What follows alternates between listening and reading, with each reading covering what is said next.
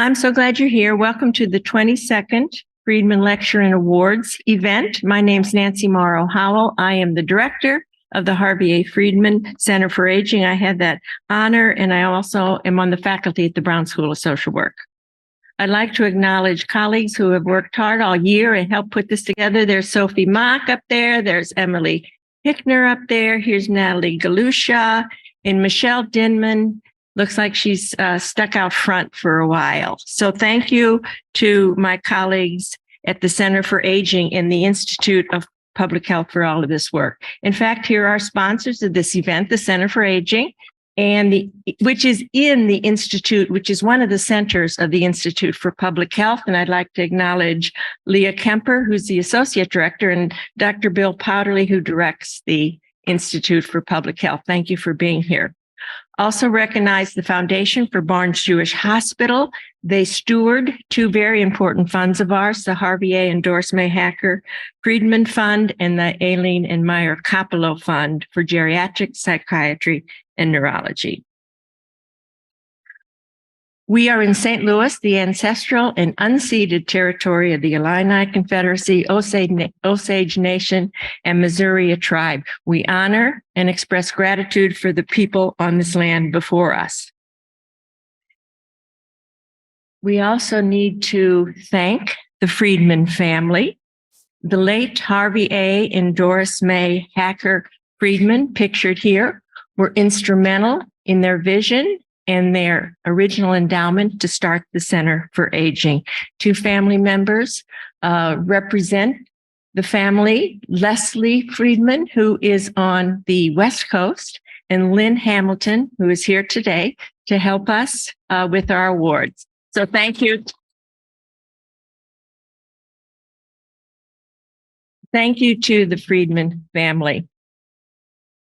Today, here's what we're going to do. I'm going to give you an update on what we're doing for the last year at the Center for Aging. We have our wonderful awardees to recognize. Then we have our keynote and an expert panel that are going to be focusing on older adults and mental health, our theme for the day.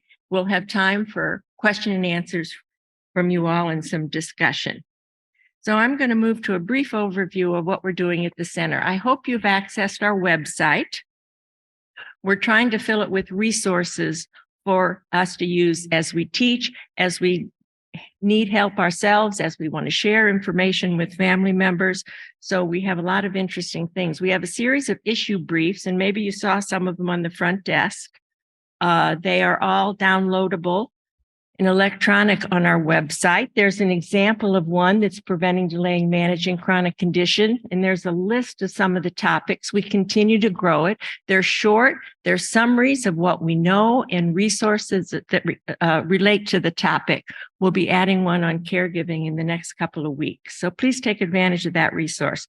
We also invite blogs from students, from staff, from community members, from anybody who would like to write a short perspective on a topic related to aging, and we shall work with you to post it. Here's one of our, Michelle, our staff person, wrote a blog on internalized ageism. So please take a look at those and consider sending one our way. And finally, we just have resources posted that are local, that are national, that are international on important topics in aging. So that's our website. Please take advantage. The center tries to promote research on aging as one of our main missions. Here's some examples.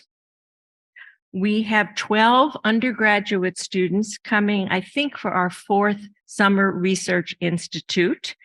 They will be coming in June and July, and we try to recruit these students from institutions where they are underexposed to aging research to try to give them those skills and that interest. And Brian Carpenter, thank you, Brian, and Natalie lead this NIH training program. We also finished a very successful year in issues in aging. We have monthly seminars that are virtual, so you're all welcome to join. We spotlight important topics. Here's 2 that we did this year, one on digital disparities and inclusive technology. and one on reframing aging, a national initiative to improve our conversations about later life. So those are all recorded if you'd like to go back and catch any of those. And finally, we spotlight researchers from across this community and advertise their publications and their events. So that's spotlighted in our newsletter. So those are some ways that we try to promote research. We continue to develop our anti-ageism campaign. Lots of resources on our website about ageism, infographics, background papers, briefs that you can learn from and use to help others learn. We are excited that we have developed a partnership with WashU's Academy for Diversity, Equity, and Inclusion, and have worked age as an identity factor into their routine programming. Fostering an age-inclusive workplace is one of our Learn It Works that we will be doing every semester with our academy here. And if any community organization has some interest in having some presentation of some sort, let us know and we'll see if we can work with you on that. We continue to improve, I hope, and offer our transition to the new retirement, Your Next Move programming. We focus on all topics, not financial, since financial planning is usually what we get, and we don't get thinking about social and leisure and purpose and health and wellness. We do that in 2 different formats, 90-minute seminars, free, open to the public. They've been in person, they've been online. We'll do one of those every semester. But we've also introduced an 8-week course through University College that anybody of any age can sign up for and have more ongoing discussions with colleagues as they live or plan for retirement. This is not new, but I'm bringing it up. I think it's our 8th or 9th year of doing it. And I'm bringing it up because the older students in the class have become more and more important aspects of this program. We've always worked with our community partner, the St. Louis Village, to have a pipeline of older people coming and attending every week and as a student and being involved with the students. And we've extended that this last year to increase our pipeline to our Osher Lifelong Learning Institute. So just wanted to put up some pictures and let you know that we're still very committed to this class. And in fact, Brian Carpenter and Matt are here, who were teaching with Susie Stark and I last year, and Natalie and some other people I'm sure. But I just wanted you to know how vital the intergenerational component of this class has become. Now, the funnest thing I got to tell you is this. I'm very excited to say that starting July 1, Brian Carpenter will become the co-director of the Center for Aging with me.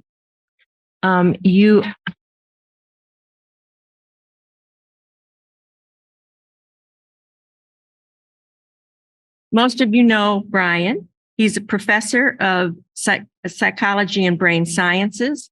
He's a clinician that specializes in working with older people and their families. He studies family communication, especially around medical decision-making and end-of-life care.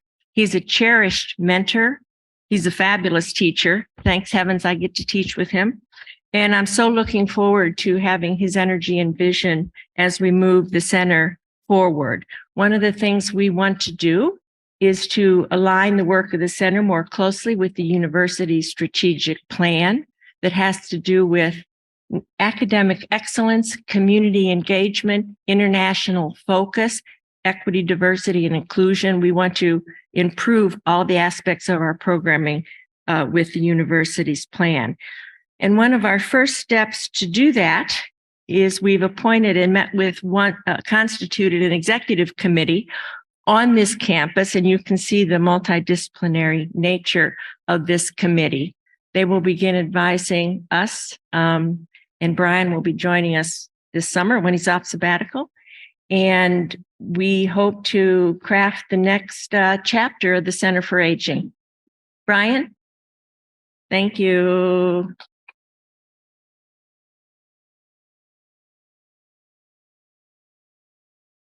Okay, now we get to do our awards. Brian, you got to watch this. This is the hard part. It's a lot of moving parts here. We got Jacqueline Stewart Strothman to the front. We're going to do our Kopolow Award first.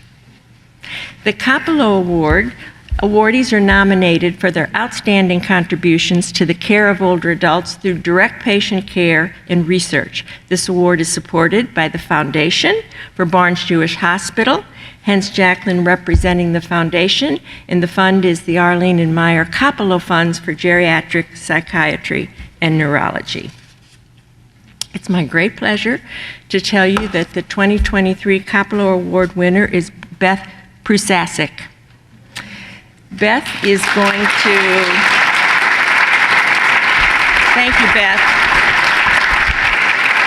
You have to, I need to tell people about you first. Okay. So you guys both have to hang in while I tell you why Beth was awarded this award.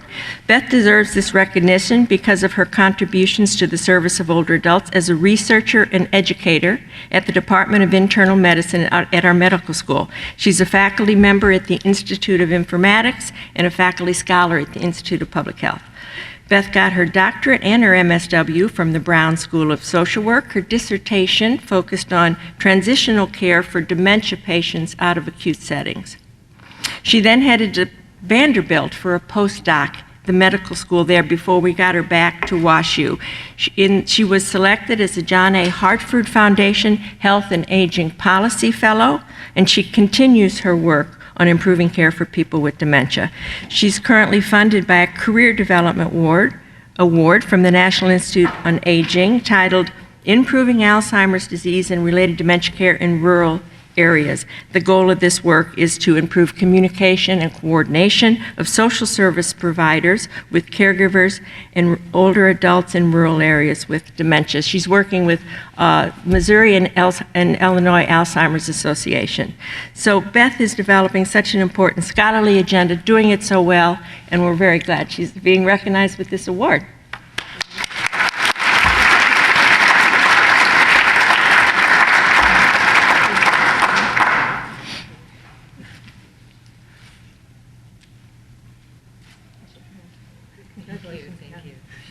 And Beth is going to come up and say very brief words. Very brief. Thank you very, very much. This is such an honor, especially coming from Nancy and the center. And as Nancy said, I was trained here, so I owe so much to the Brown School, where I had my MSW and doctoral training. And as faculty here, I have a lot of mentors and colleagues I see in the room, so thank you very much to them and their support as well. thank you, Beth.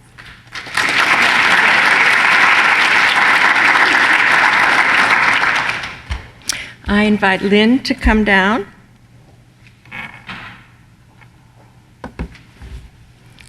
Lynn Hamilton is representing the Doris A. and the Harvey A. and Doris May Hacker Friedman Endowment for Aging, again supported by the Foundation for Barnes-Jewish Hospital. The Friedman Award is given to people that make outstanding contribution in the service to older adults through practice, advocacy, or research. I'm very excited today to tell you that Jamie Opsal has been selected as our 2023 Friedman Award winner.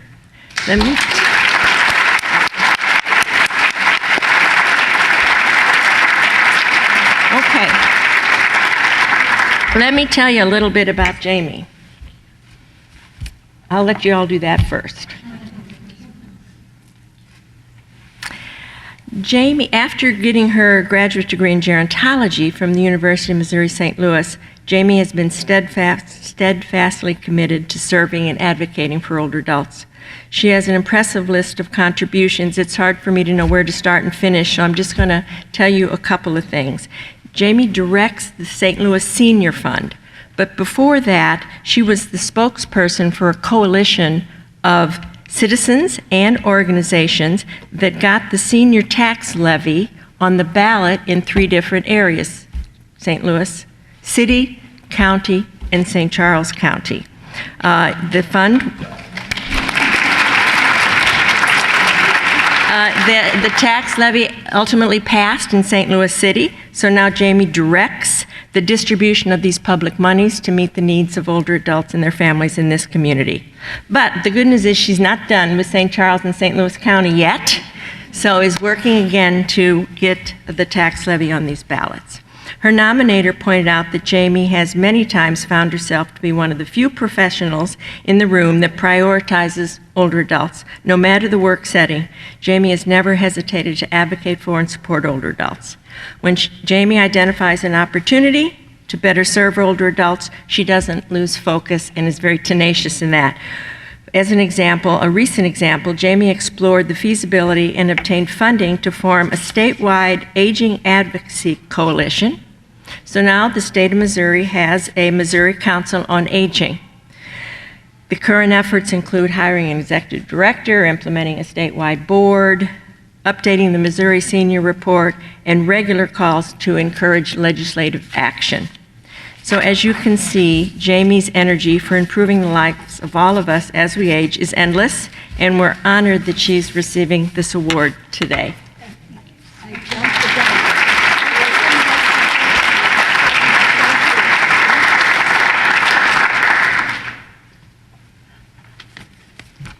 Thank you all.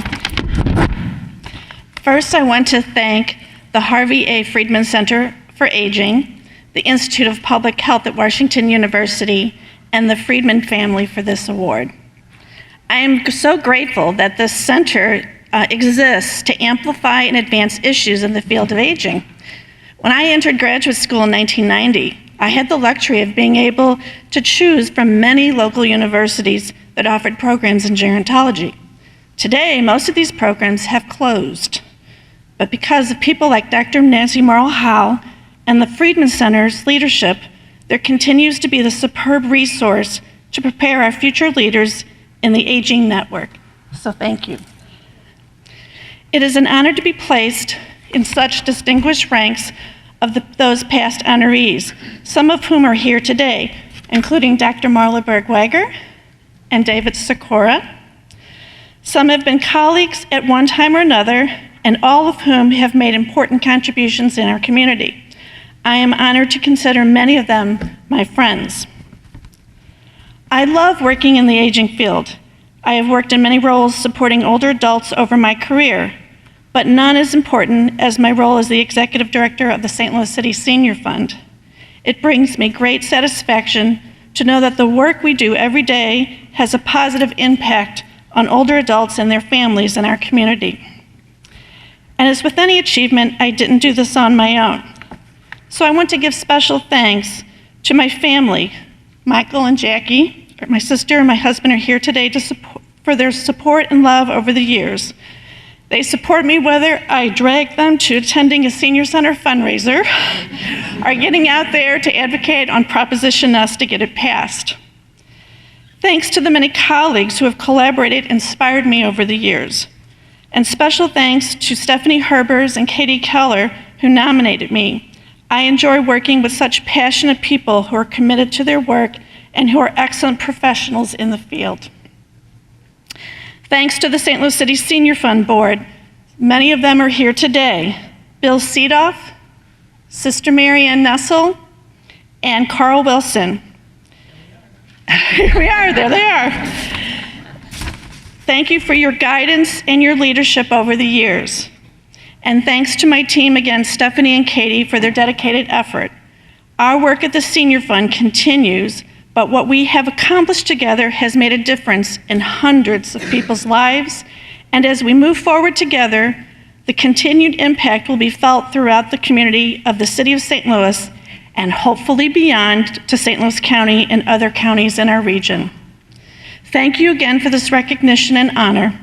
I am so proud of the work we do together to make the St. Louis region a great place to age in, and I look forward to continuing that effort for years to come. Thank you.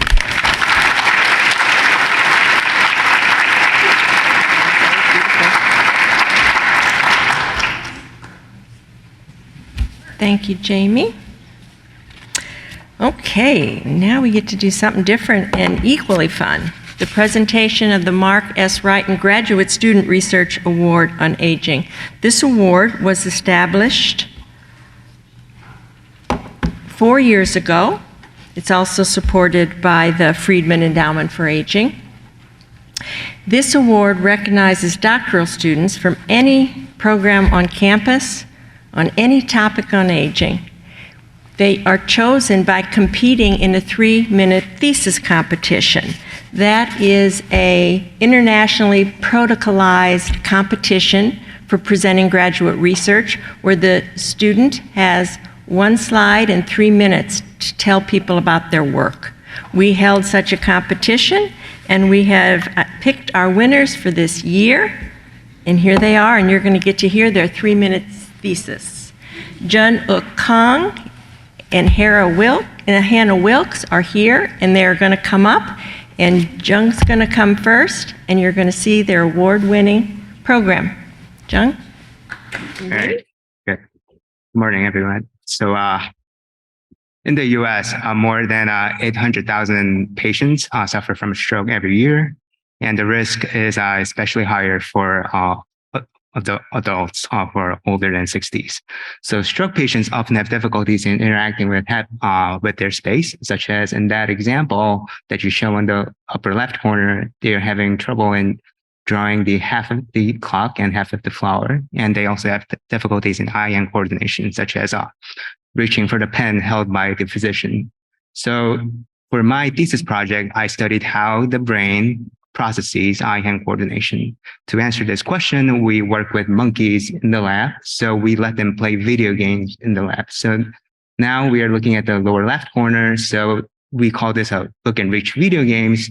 So we instruct them to make eye and arm movements based on the color and location of the targets. So they either make unimanual, just 1 arm, or bimanual, 2-arm movements. So how do we tackle this question that brain processes eye-hand coordination? The way we do is we drop the electrodes, or we place the electrodes into the brain that are known to play important roles in planning eye and arm movements.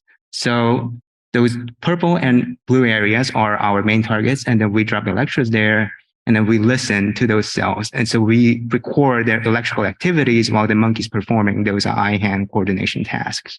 So inter-area communication in our scientific term is an extremely important question, because anytime I talk, anytime we think, anytime we move, different parts of your brain are exchanging information. So we wanted to answer the question, how those 2 brain areas are communicating when the monkey's making eye-hand coordination movements, okay? So previously, a lot of cognitive scientists have thought this is an attentional processing. That is, when I try to look at an object, okay, I look at it and then reach for it. So eye area should be playing a dominant role and instructing arm area.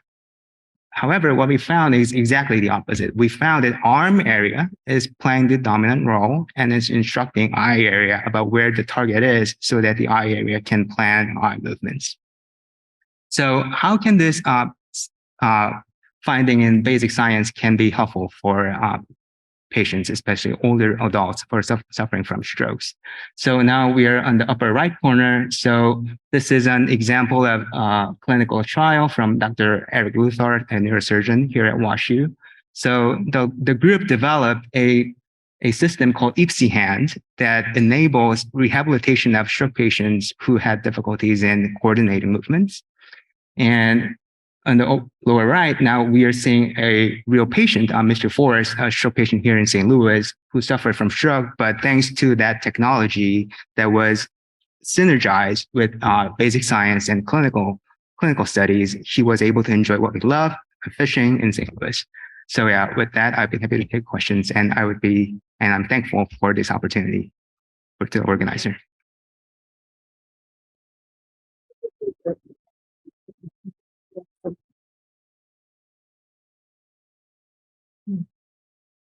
Thank you. Congratulations. Thank you. And a monetary award goes with these awards. Thank you. And I got off my schedule here. I forgot to tell you that Jung is a PhD candidate in neuroscience.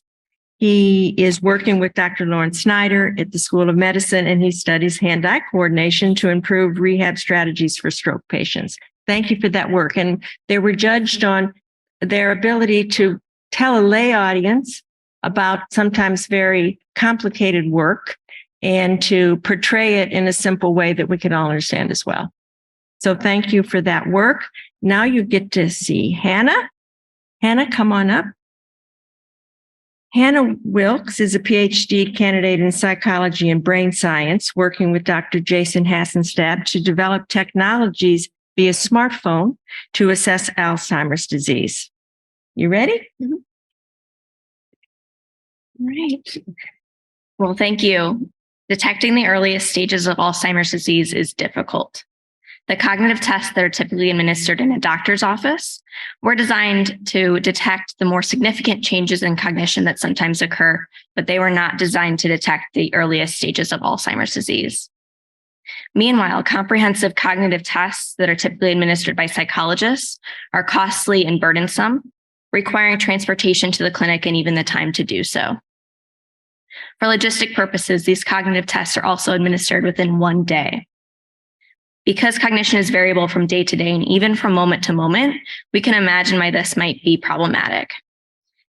We can imagine a situation where an older adult comes into the office after a good night of sleep and a strong cup of coffee. They might perform so well that we might miss their mild impairments due to some dementia. The opposite might be true if an older adult comes into the office after a stressful trip into the office or a poor night of sleep. For these reasons, we're using smartphones to assess cognition, and we're doing so testing cognition multiple times a day throughout a week. Because we're capturing cognition this way, we're hoping that we can measure cognition and gain a more holistic picture of how one functions in their daily lives. In our first study, we wanted to determine if we could actually use smartphones to assess cognition in older adults. And what we found is that we can use smartphones to test cognition in older adults. And this is despite older adults using technology less, having less familiarity with technology, and finding technology to be more difficult. In our second study, we used the advantages of smartphones to study how the time of testing is related to cognition. And what we found is that older adults have better cognition in the morning as opposed to the evening, and that those older adults that came in, they actually had worse cognition in the evening, especially if they had the earliest stages of Alzheimer's disease. This really makes us wonder if we're assessing cognition at the wrong time of day, when those with more mild dementia can more easily mask their symptoms. For my dissertation and beyond, I'm interested in extending upon our research by adding wearable technology like Fitbits or smartwatches to our study design. Adding wearable technology will allow us to objectively measure sleep at the same time as we're measuring cognition and physical activity. By doing so, we'll be one of the first studies to measure cognition at the same time as sleep and physical activity, and we will hopefully be able to answer this chicken and egg question of the relationship between sleep, physical activity, and cognition. The end result of this will hopefully lead to the earlier detection of Alzheimer's disease and possibly even better treatment interventions.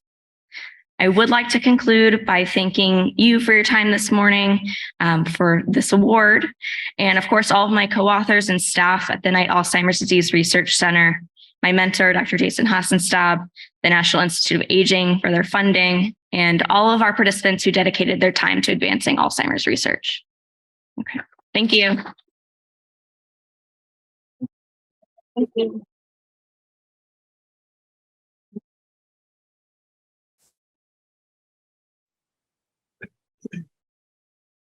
This award was named in honor of our Chancellor Emeritus, Mark Ryden. He was very much a champion of the Center for Aging and Education and Research on Older Adults and Aging Society. So I'm very pleased that we've instituted these awards over the last few years. And it also gives me such great optimism and encouragement when I see the brilliant students who are working to ensure longer, healthier lives.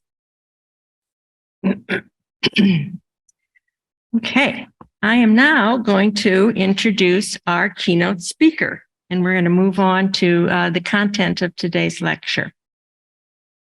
Dr. Eric Lenze, for a long while, has been the only geropsychiatrist at Washington University. He's been very important to the gerontology community in those regards, dedicating his research and clinical service to older adults with depression, anxiety, and cognitive problems.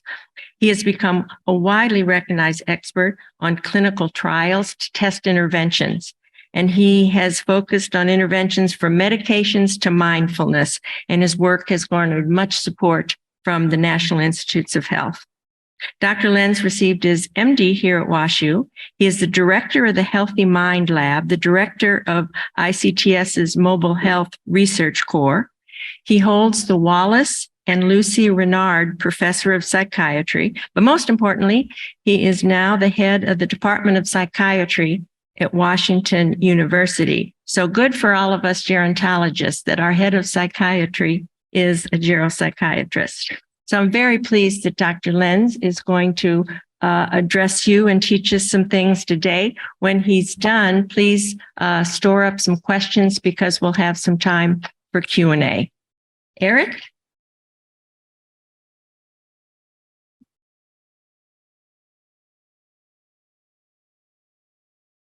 I'm not taking your papers, am I?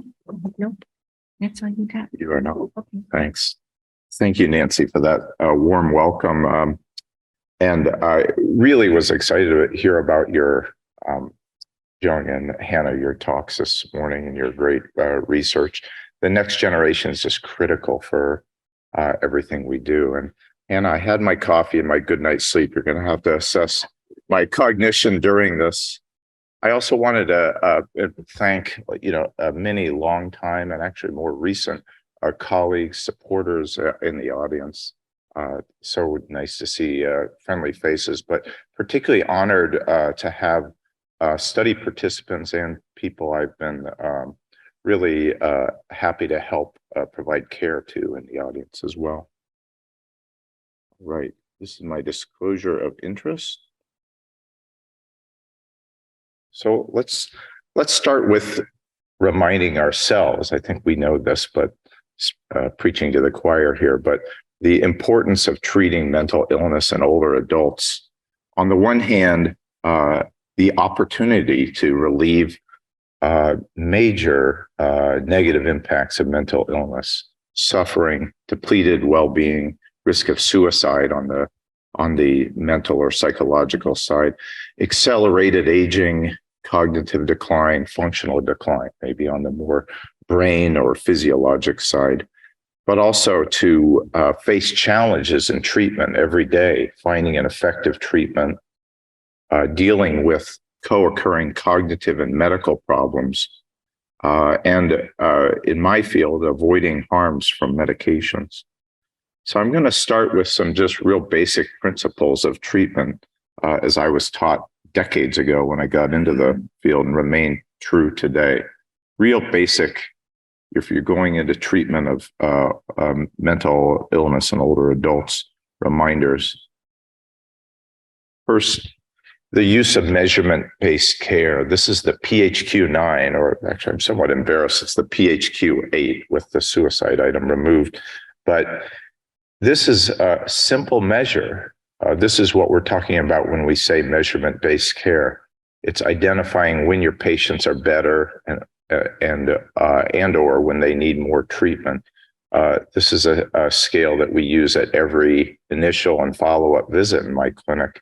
And as you can see from this example of this person who in a few seconds filled out the PHQ while they were waiting to see me, is indicating significant residual depressive symptoms and needing an intensification of treatment.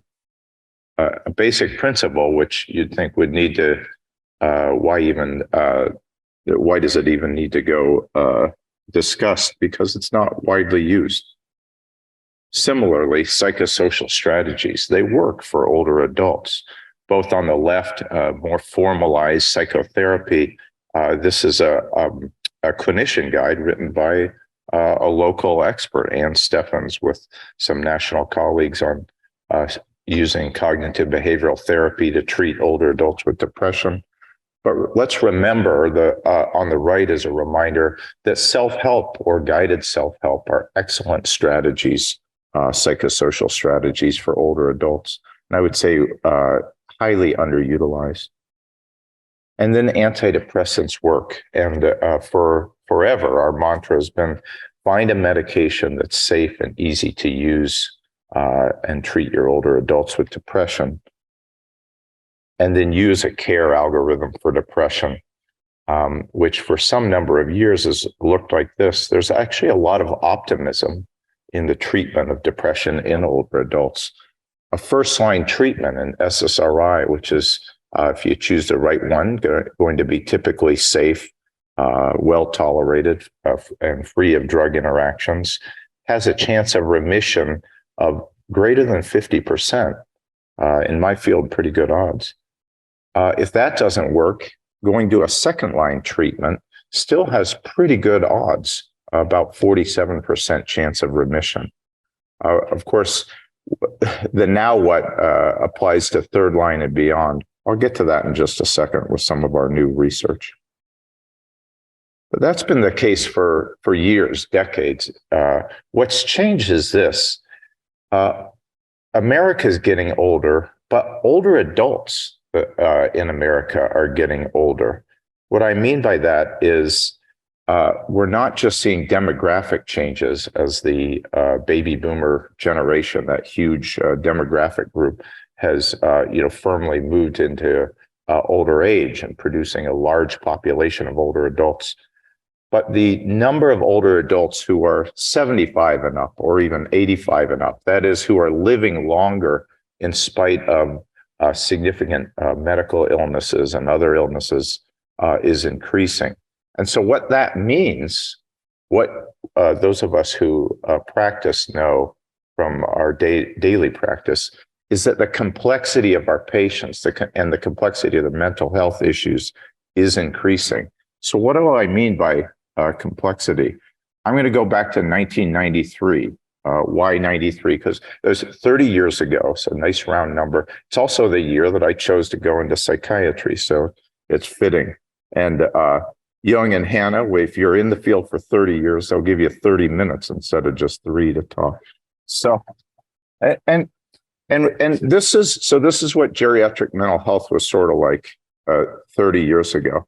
Hey, this is a 65-year-old woman presenting for depression care. She's never taken an antidepressant. And by the way, she also takes medications for hypertension and heart disease. Right, an older adult, but mid 60s, especially as I start approaching that direction myself, doesn't really seem that old to us nowadays. A couple of medical conditions, never been on an antidepressant before. And this was commonplace 30 or even 20 years ago to see. Okay, take 2023 now. And this is not a fictitious case, by the way. This is an actual person we saw yesterday in our clinic. 70-year-old woman presenting for 78-year-old woman presenting for depression care. She's already tried several antidepressants and combinations. She has numerous medical issues. She currently, at this time, takes 7 CNS active medications, that is brain active or central nervous system active medications. She also drinks daily, and she has cognitive and balance problems. So this is the higher level of complexity that I think we're all seeing. And in our research lab, we've tried to battle the complexity with new research to try to provide answers. Our group just recently, literally just weeks ago, published this paper about what about these individuals with so-called treatment-resistant depression, maybe not a very good moniker for people who have had at least 2 trials of antidepressants, but remain depressed. Do you add a second medication? Do you switch treatment? And so we published this head-to-head comparison, a randomized controlled trial of common antidepressant strategies for these older adults. The findings, which I'm not going to go into in detail today, I'm happy to say are now giving patients and providers valuable information about what is most effective and what is the safety of these various outcomes. And these strategies, like a commonly used strategy, aripiprazole augmentation, are complex, no doubt about it. But we showed that it can be safe for most and effective for many. So that's one example of trying to get to complexity. This is another which is what you might call it polypharmacy, but I don't think that's quite the right word for it. It's that older adults nowadays are on a lot of medications that affect the brain, by which I mean many are taking what we call psychotropic or psychiatric drugs, antidepressants, for example, but they're also at the same time taking non-psychotropic medications that enter the brain, a medicine for their bladder or bowels or allergies that nonetheless enters the brain. They are also taking over-the-counter medications that enter the brain. If you walk through the over-the-counter aisles in your local Schnucks or CVS, you'll find oodles of medications that I guarantee you enter the brain and cause all sorts of mischief. Plus, increasingly, drinking alcohol, using cannabis, and I'll just say, et cetera, on that one. And so where do these older adults get care? Well, as Nancy alluded to, a few do get into my clinic and see me, but usually this is in primary care. And so the kind of complexity that I just talked about that's getting more and more complex is entering primary care, looking for help. And I think it sort of looks like this. This is sort of my imagination of the encounter on behalf of a primary care doctor. Hey, doc, I'm not getting better for my depression or anxiety, you name it. What do we do next? Well, go see a psychiatrist. Well, there's a 6-month wait. And so this is where the primary care doctors are. It's a twofold problem. The needs are common and complex, and this is, I think, overwhelming to primary care practitioners. There was a recent article just in January that tried to sum up the amount of time a primary care doctor needed to spend every day to cover all of the U.S. Preventive Health Task Force's recommendations, and it unfortunately came out to 27 hours a day. I say that's unfortunate because last I checked, that's more than the hours there are in a day.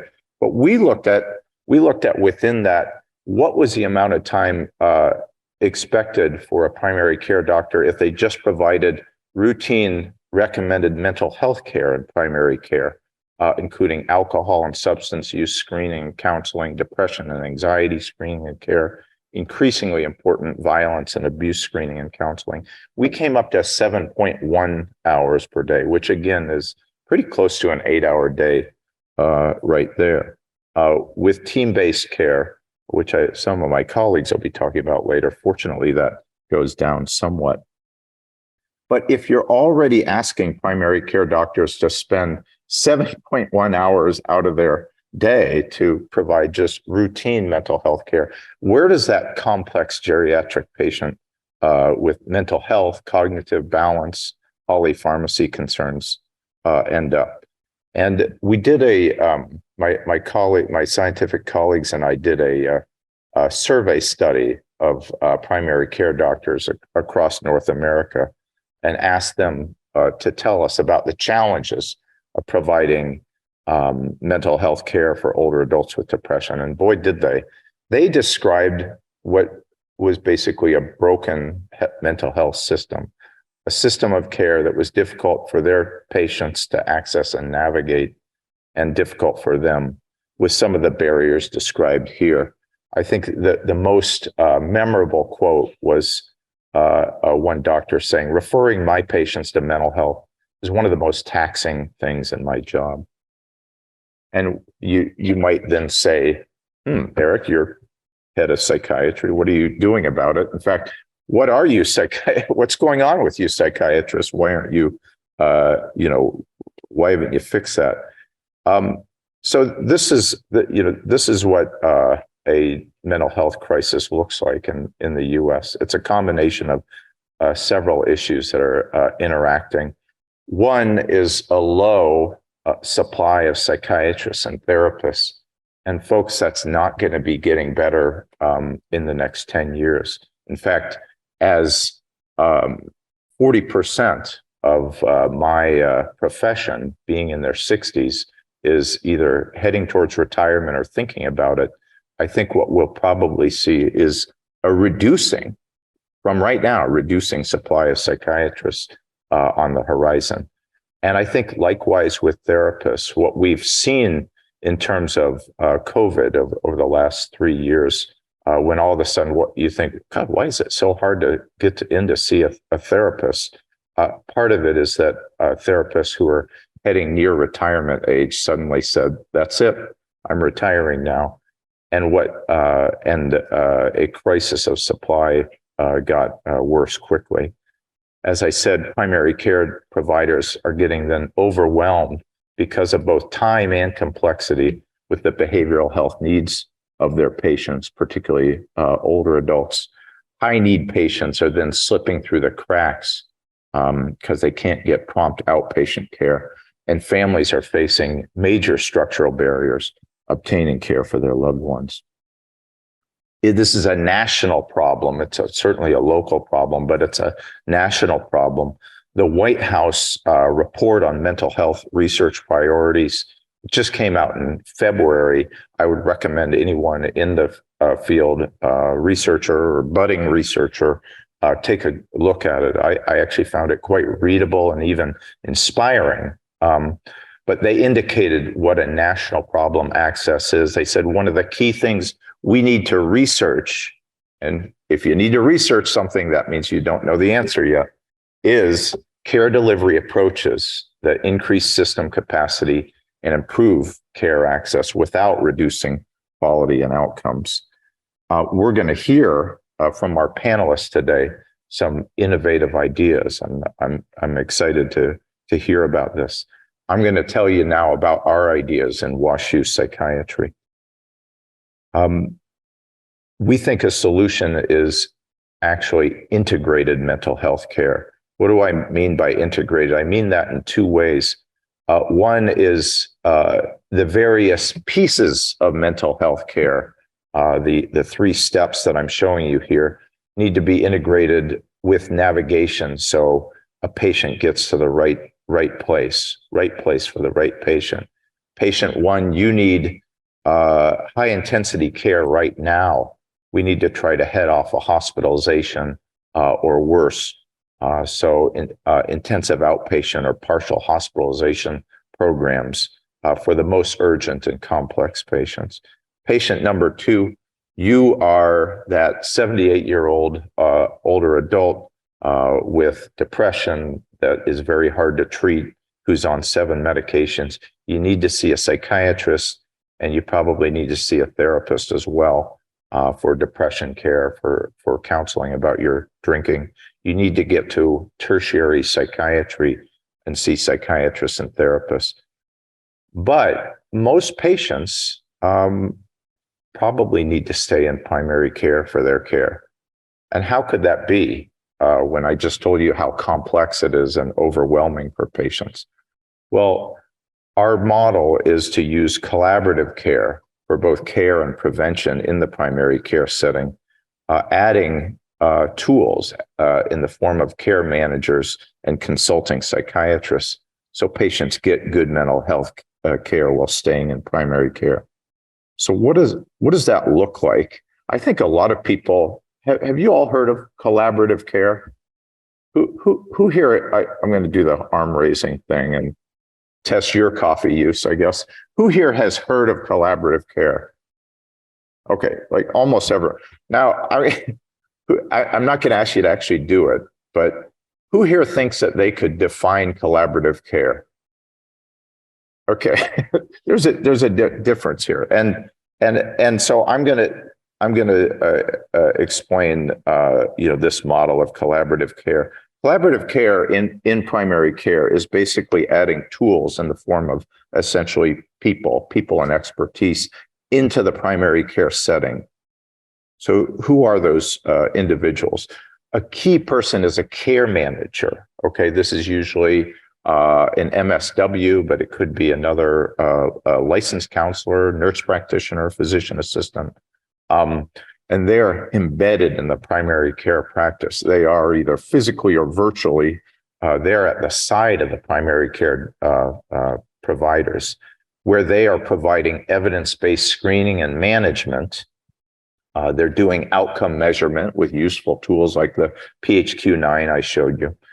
And rather than just sort of picking up on a patient when they show up in the office, they're actually following people using a registry of all patients under their care that they then review weekly with this other individual, a consulting psychiatrist. So this care manager is working with the patient, they're working with the primary care doctor, but they're also working with a consulting psychiatrist. Now, most patients are never going to see this consulting psychiatrist in this model. What their job is to oversee the care manager. They will see patients whose complexity supersedes the ability of this model, but their job is mainly to oversee the care manager. Then they can also provide education and rapid consults, like e-consults, to the primary care doctor. And then, so what's in it for the patient? Well, the patient stays in the primary care setting, where many older adults prefer to get their mental health care, but they get access to good evidence-based mental health care. So what does that look like? Well, it looks sort of like this, simplified. Hey, the behavioral health care manager says to the primary care doctor, Mr. Smith is seeing you today. He's taking escitalopram, commonly used antidepressant. His PHQ-9, however, is 15, still elevated. I talked to the consulting psychiatrist. They recommended to add aripiprazole 2 milligrams a day. They must have read our article, so thank you. Can you prescribe it? And I'm also going to counsel him to reduce alcohol use. And the primary care doctor thinks, easy. I hope they think easy. And we have high needs for mental health care in Eastern Missouri. I know no one doubts this, but in this audience, but let's put some numbers on it, and let's take the worst outcomes, which are deaths. And I think many of you have probably heard the term deaths of despair. What this is a combination of deaths, or the death rate, from 3 mental health related issues: opioid overdose. Okay, so deaths from substance use disorder, suicides, deaths primarily from major depression as well as other major mental illnesses, and deaths from alcohol, so deaths resulting from alcohol use disorder. And this is data in Missouri. What looks like a kind of a ring of fire in Eastern Missouri is this very high deaths of despair rates. In highest in all of Missouri in St. Louis City, which I think is owing to demographic and social issues, poverty being highest among them. But then also very high in the rural counties in Eastern Missouri, and lower but still high in St. Louis County. So that if you actually look at it in terms of total deaths, so total yearly deaths of despair, this isn't total deaths over 10 years, this is per year, you can see at the bottom St. Louis County really stands out, and not in a good way. So we look at Eastern Missouri as really a high need area to roll out collaborative care.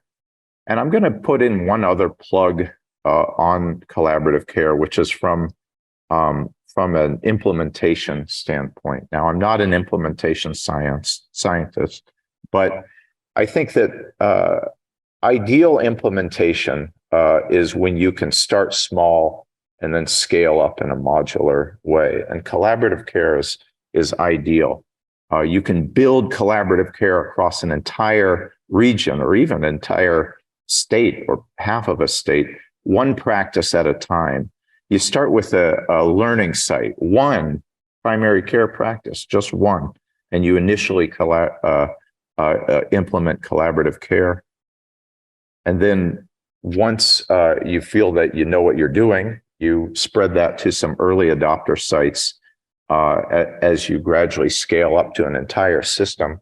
And collaborative care can also be iterative in terms of getting better and better as you get feedback on needs and you continue to innovate the model with new innovations. And I feel as a department chair at the School of Medicine, this is really an all hands on deck issue. This isn't an issue for just clinicians or just the community. This isn't a you issue. This is an all of us issue. It's an issue for clinical care in terms of providing high quality mental health care. It's an issue for education and also an opportunity for education in being a new venue to train students and train the workforce. It's an opportunity for research in imagining eventually a collaborative care network as down the road, a learning health system, something that I said iteratively adds innovations in response to needs and what's learned, but also the opportunity to embed clinical trials. After all, ultimately, how we get to new treatments and knowing which treatments work best is through clinical trials. And finally, and of course, most importantly, I'd argue, the community. This is an opportunity for a big impact on the big problems in the communities that we serve. Well, I hope I've been brief, not as brief as my younger colleagues here, but I'm going to stop here. I'm going to again thank all of you for your attention and support. And I know I was brief here, but there's an opportunity to learn more. There's an upcoming 2-day workshop sponsored by the National Academies of Sciences, Engineering, and Medicine next month. It's in DC, but you can also participate virtually. And many excellent speakers, including my longtime mentor, will be leading that. But again, I just wanted to close, again, thanking you all for participating today and inspiring me.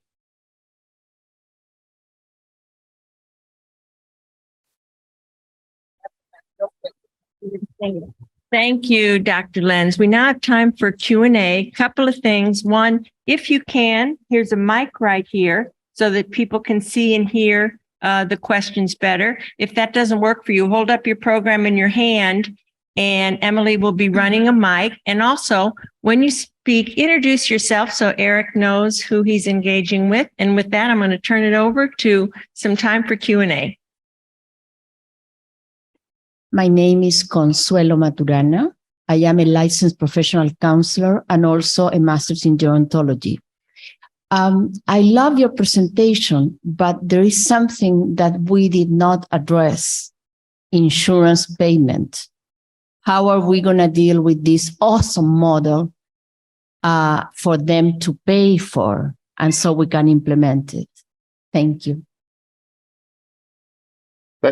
So that's a great question. The question was about insurance, and I didn't want to cover like more of the bad news, but I think when we look at what Medicare is doing, which is just basically gradually devaluing geriatric care by reducing their payments, I think compared to what 10, 20 years ago, it's down 30%. Physician payments, at least, are down 30% when adjusting for inflation.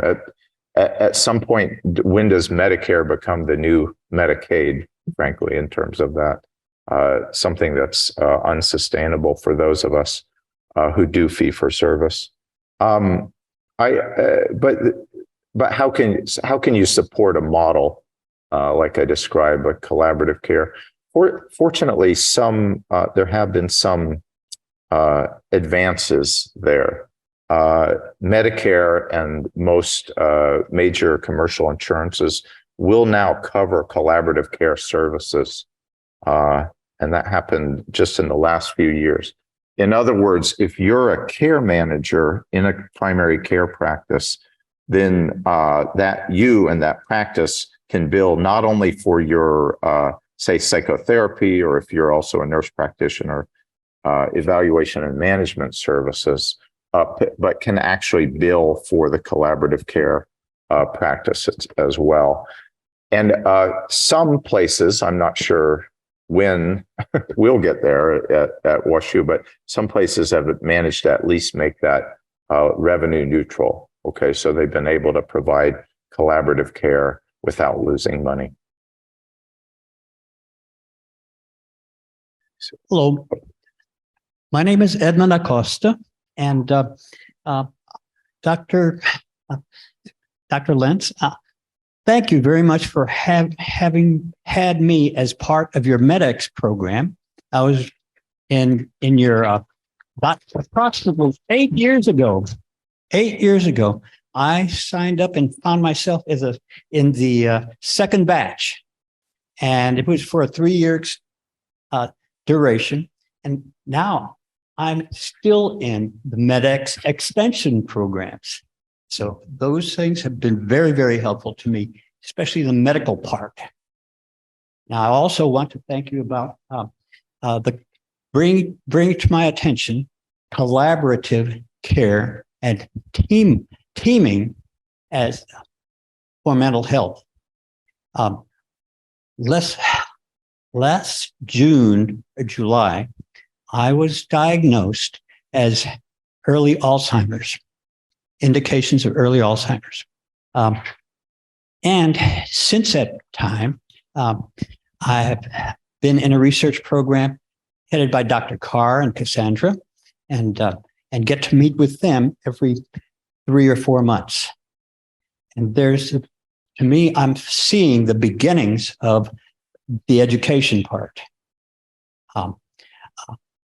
When I get to see my PCP, from whom I have not seen any indications of addressing mental health or Alzheimer's, early Alzheimer's, what should I be asking my PCP and Cassandra and Dr. Carr as to how to broaden and have more effective collaborative care for myself?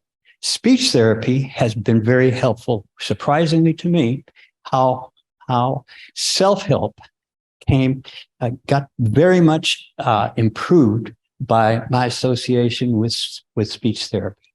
But so how might I get even more of the collaborative benefits?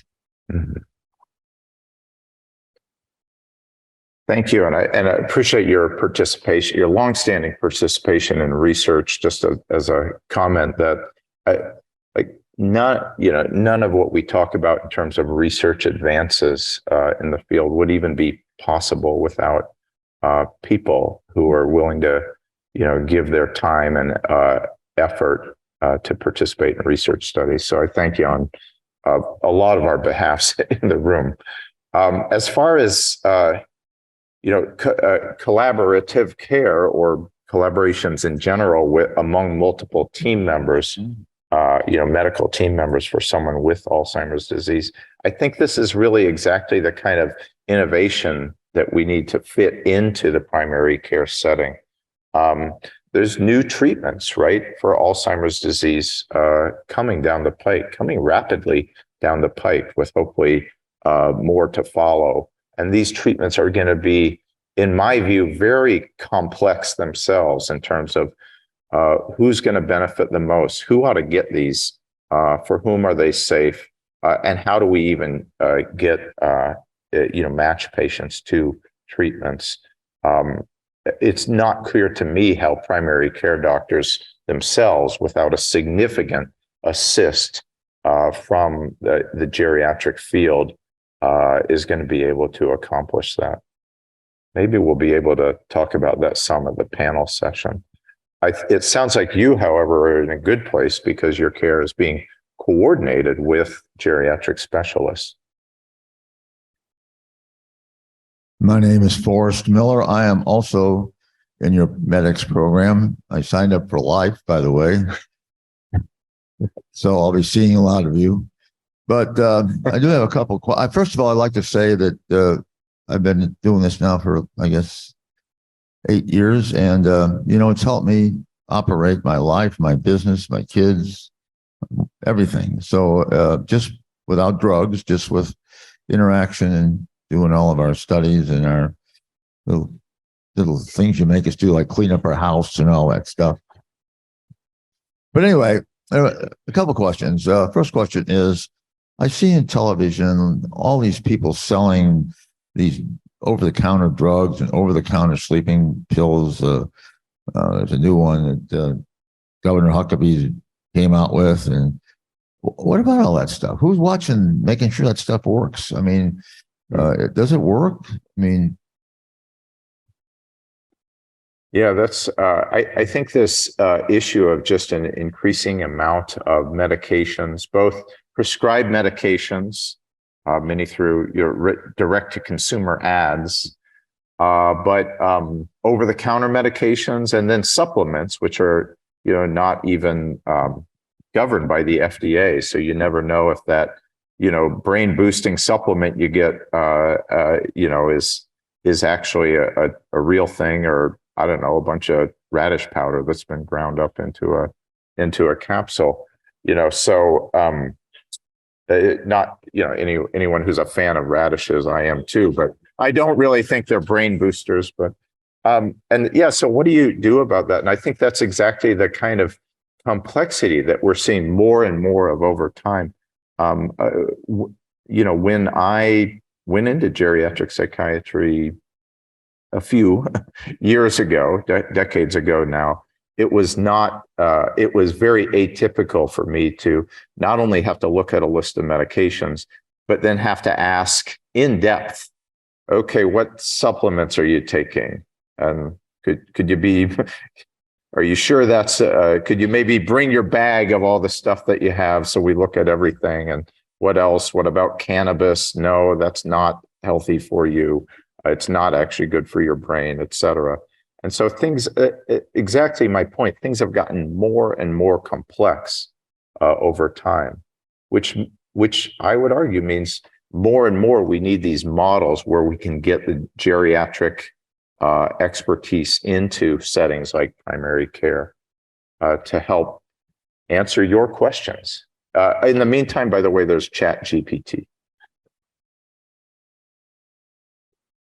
Okay, I'm being asked to explain what MEDX is. It's a clever acronym. What is it? Mindfulness, Education, and Exercise for Age-Related Cognitive Decline. A large and continuously running, actually, clinical trial that's testing the cognitive brain and other benefits of mindfulness training, multi-component exercise, and comparing them to health education in older adults, funded by the National Institute of Aging, run out of here, and including a number of people in the audience. So again, thank you for that.